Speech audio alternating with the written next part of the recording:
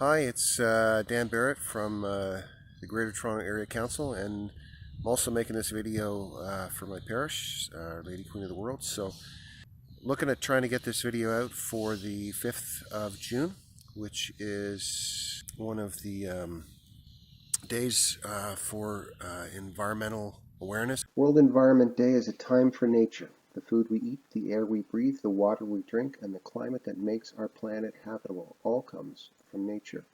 For instance, each year marine plants produce more than half of our atmospheric oxygen, and a mature tree cleans our air, absorbing 22 kilos of carbon dioxide, releasing oxygen in exchange. Despite all these benefits that our nature gives us, we still mistreat it. That is why we need to work on that, and that is why we need this observation. The reason I'm taking a picture right here is because of one of the plants here that I have in my garden, and some of you may recognize this thing here. This is peonies, and it has the lovely requirement in order for it to bloom to have particular species within my little garden. The particular species that I'm speaking about is resting right here in my little ant colony. Insects are kind of important, so looking at a couple of things here to help diversity of the species, and obviously flowers are one of your best type of things. You kind of want to have flowers blooming more or less all the time so that you get bees and whatnot, like the one that's buzzing around me right now, to come out and check out the species if you can get them going more or less all the time. That's bonus. One of the reasons I have a lot of rocks, and particularly I have a bit of a rock garden thing set up over here, is because I have a fondness for bees, particularly bumblebees, and they are a big fan of the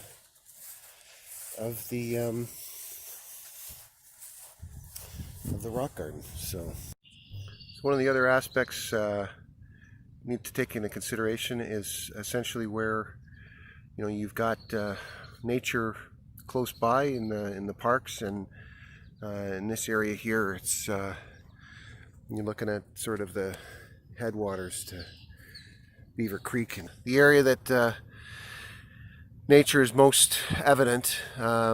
Sometimes the little pockets. Toronto's littered with ravines.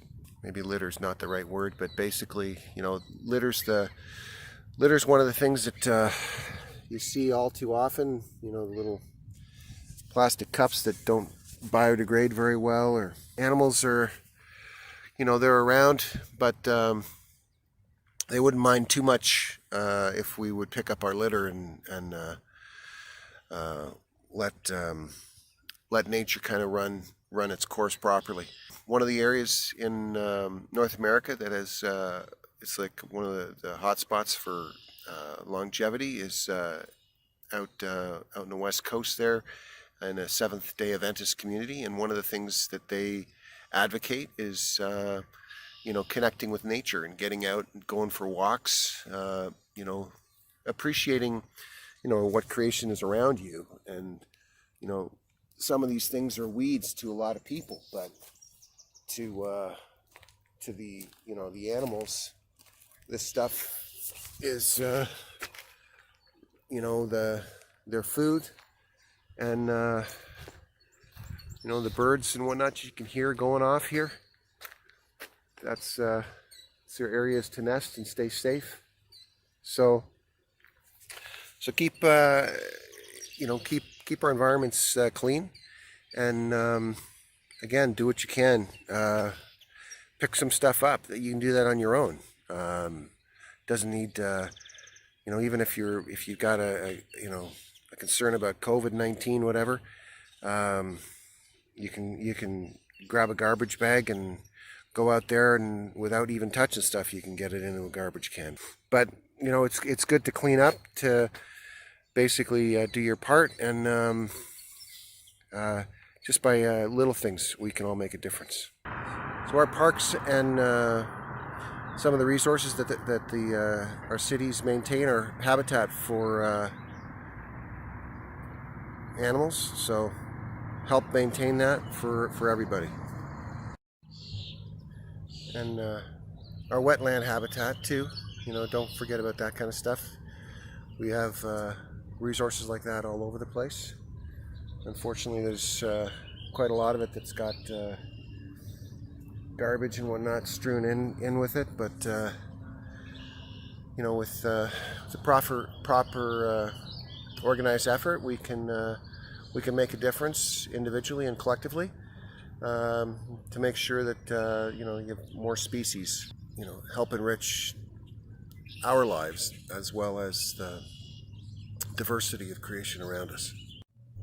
I know a lot of our community centers are closed right now, but it doesn't mean we can't look at some of the programs that are online, or be a little bit creative in pursuing some of the information that's on the web, just to keep up on some of these events that are have connected our community in the past, and commemorate them in our own way.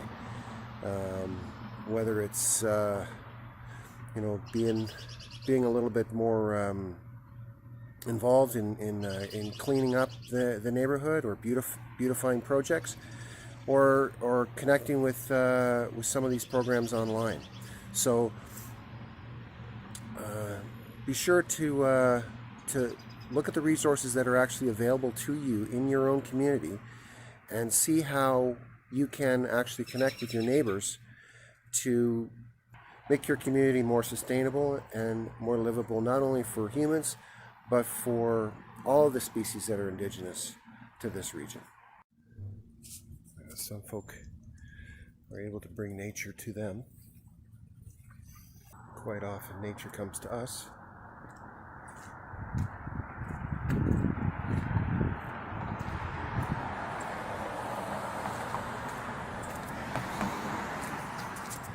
At its own peril. The main thing is, when at all possible, go to nature and see the wonders that are in your neighborhood and around. There are always communities that welcome help and engagement to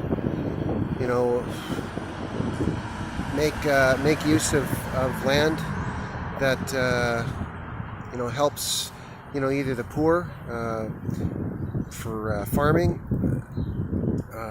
or some of the food banks by making fresh vegetables available, to again just creating space for flowers and the indigenous plants that help some of our species maintain their sustainability within our areas. So connect with your community and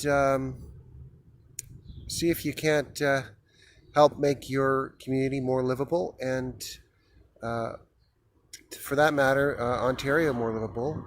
We've got an issue right now with the Ontario government looking at, again, delaying the implementation of the Environmental Protection Act to allow forestry industry to continue. They're looking for feedback on that this month, so let them know how you feel about that. And again, make your voice matter more. Consider helping out your school community with their.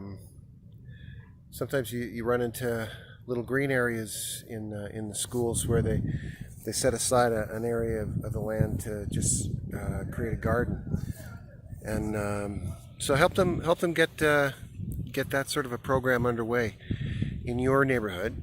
Again, to help not only just the fauna but the flora too. Indigenous plants and whatnot have a chance to have a refuge from the lawnmower and the weed whacker. So,